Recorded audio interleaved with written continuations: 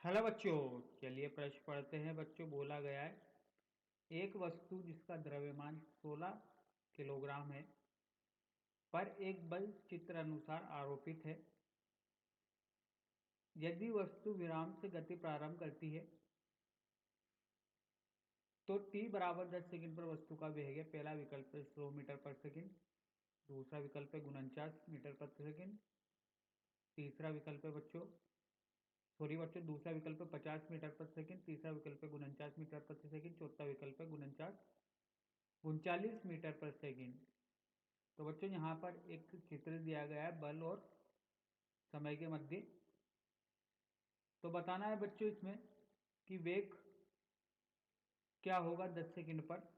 तो देखिए बच्चों, प्रश्न के लिए मुख्य अवधारणा की चर्चा करते हैं। मुख्य अवधारणा, तो देखिए न्यूटन की गति के द्वितीय नियम से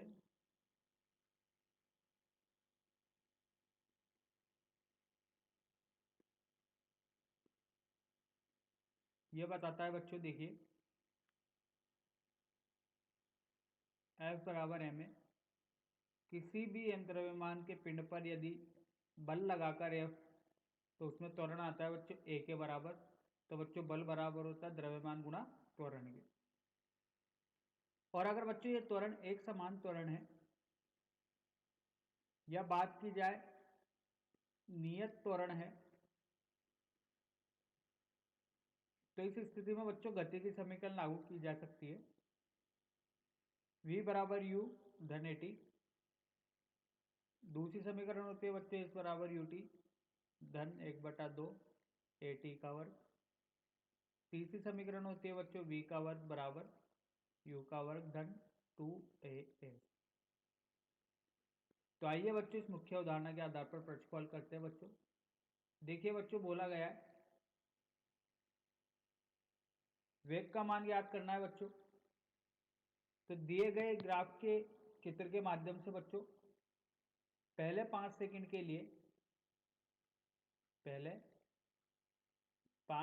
के लिए बच्चों त्वरण होगा बल बटा द्रव्यमान। जैसा बच्चों मुख्य अवधारणा में न्यूटन की गति का द्वितीय नियम देखा। तो बच्चों पहले 5 सेकंड के लिए चित्र के अनुसार लगने वाला बल कितना है बच्चों? 50 न्यूटन। देखिए समय 5 है तब बल कितना है बच्चों? 50 न्यूटन। और द्रव्यमान कितना दिया गया है बच्चों? 16 किलोग्राम। तो बच्चों 50/16, तो ये आएगा बच्चों मीटर प्रति सेकंड वर्ग में।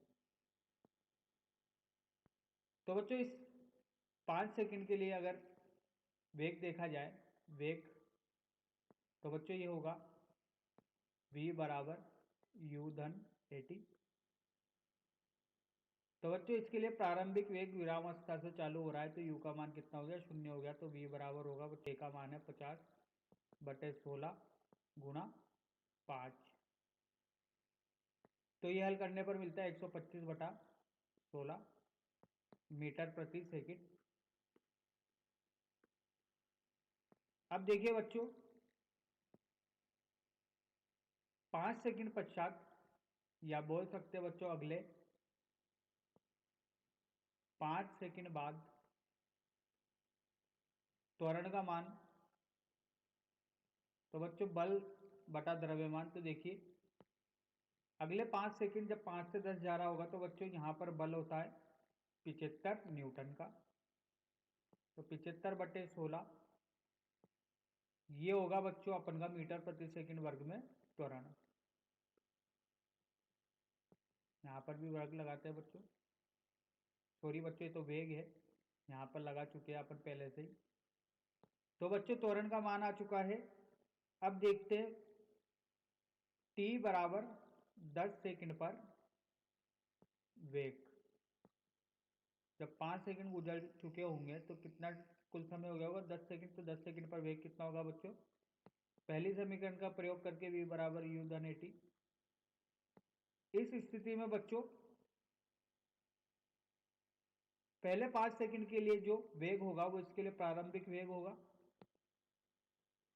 तो 125/16 यू का मान धन त्वरण है बच्चों 75/16, ये होगा बच्चों 125/8। 250/16 तो 125/8 होगा बच्चों यहाँ पर, माफ कीजिएगा। तो यहाँ पर होगा बच्चों 125/8। त्वरण का मान है 75/16 और समय है बच्चों 10, सॉरी समय बच्चों 5 है, 5 सेकंड के लिए। 10 सेकंड पर निकाल रहे, लेकिन समय कितना है बच्चों 5, 5 से 10 का मतलब ये हो गया 5 सेकंड। तो बच्चों इस स्थिति में हल करने पर देखिए मिलता है 250, जब यहाँ पर 16 लसापा लिया 250 धन 375, तो ये होगा बच्चों 625/16। तो हल करने पर आ रहा है बच्चों ये लगभग लगभग बराबर आएगा, देखिए 39 मीटर प्रति सेकंड। तो देखिए बच्चों 10 सेकंड पर वेग पूछा है, लेकिन यहाँ पर समय कितना रहेगा, 75 न्यूटन का बल 5 सेकंड के लिए लग रहा है और 50 न्यूटन का बल भी कितना लग रहा है 5 सेकंड के लिए लग रहा है। तो बच्चों वेग भी उसी के लिए निकाला जाएगा, ठीक है। तो आशा करता हूँ बच्चों इसका सही विकल्प देख लेते हैं। देखिए गुणनचार, चौथा विकल्प सही होगा। आशा करता हूँ बच्चों आपको यह समझ में आया होगा। धन्यवाद।